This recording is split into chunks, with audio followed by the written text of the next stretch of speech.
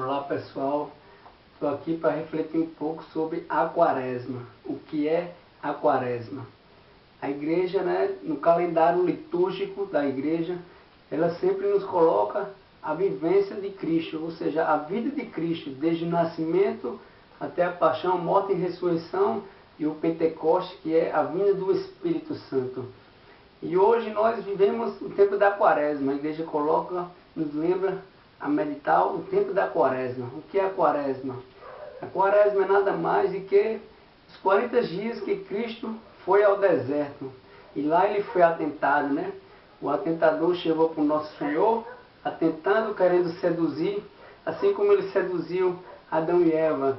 E nosso Senhor ali, ele fez penitência, fez jejum, fez oração. E é isso que a igreja nos ensina, que nós possamos fazer o que Cristo fez no deserto, para que nós possamos vencer as tentações do inimigo, do nosso inimigo, que é o diabo.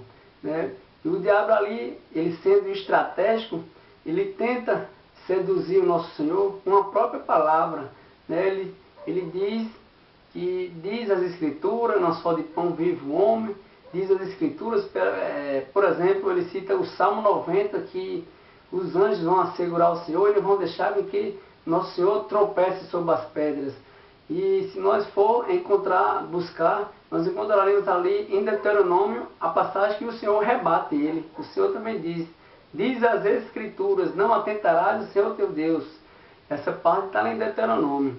Então, como nosso Senhor, ele é a própria palavra, o nosso Senhor Jesus, ele é a própria palavra encarnada.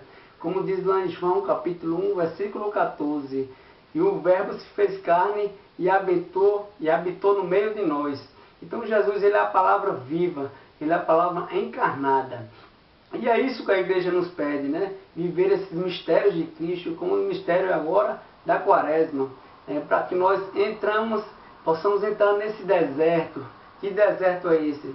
É o deserto da oração, do jejum, Que nós possamos um pouco recuar assim todos os nossos desejos, todos os nossos vícios que muitas vezes nós temos no dia a dia, todas as nossas fragilidades, no qual nós temos a tendência de pecar, a tendência de cair. E a igreja nos ensina esses remédios das tentações, possamos dizer, esses remédios espirituais e carnais, que é o jejum, a oração e a penitência. O que é o jejum? O jejum, por exemplo, não só abster da comida, do alimento, o dia todo, não precisa disso. Mas se você come muito ali, você possa comer a metade, em penitência. Por que isso? Por que fazer esse pequeno sacrifício? Porque a nossa carne tem a tendência a pecar, a nossa carne tem tendência a errar.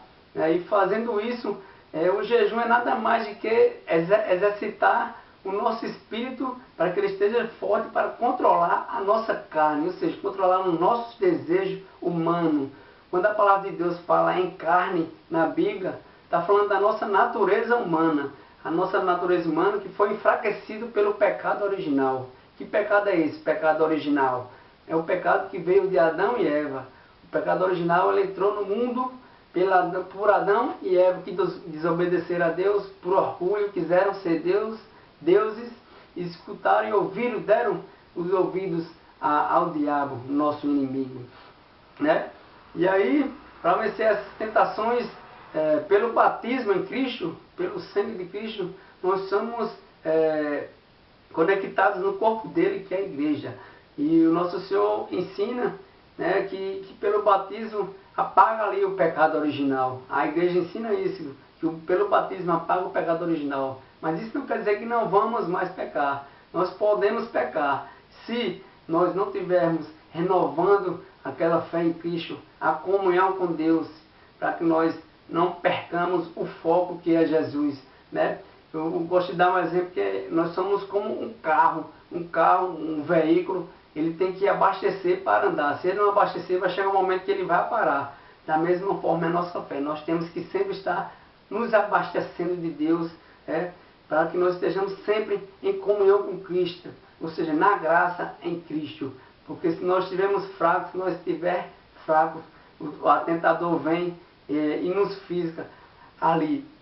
E o jejum é isso, nos fortalece o espírito. Se nós exercitar, eu tenho por experiência própria, exercitar para que nosso espírito seja forte, como Jesus diz, vigiai e orai, porque a carne é fraca, o espírito é forte, mas a carne é fraca. É justamente isso, é para que nosso espírito, nossa alma esteja fortalecida em Deus, fortalecida no Espírito Santo. Para que nós não caímos nas tentações que o diabo nos coloca, né? Por exemplo, como o adultério, os vícios das drogas, do álcool, e muitos outros vícios, que não só as drogas e o adultério, mas como até pelo Facebook mesmo, nós perdemos muito tempo, às vezes, por vícios no Facebook, esquecemos a quem está ao nosso redor, a nossa própria família, enfim. Viver o mistério da quaresma é isso, é reconhecer que nós somos fracos, é reconhecer que nós somos frágeis, é uma recolhida para que nós voltamos o nosso olhar a Deus, para que nós entendamos que sem Deus não é possível nós caminharmos para frente.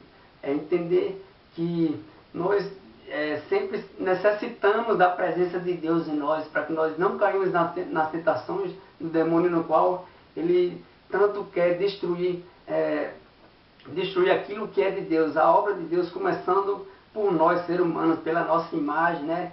Como diz lá em Gênesis, e faça-se o homem a minha imagem e semelhança. Nós somos a imagem e semelhança de Deus. E o demônio está destruindo, né? Destruindo na imagem humana, destruindo na família, que é o foco dele, maior é a família. E é isso que ele quer, é destruição, como diz lá em João 10:10. O inimigo vem para matar, roubar e destruir. Então tudo que vem de mim, vem do maligno. E é preciso que nós estejamos sempre em comunhão, buscando essa comunhão em Deus.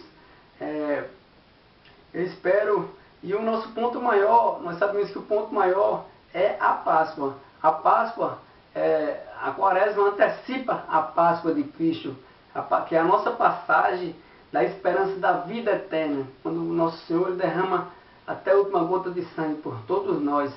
E a Páscoa ela chega a ser o ponto mais alto do calendário litúrgico da igreja. Por quê?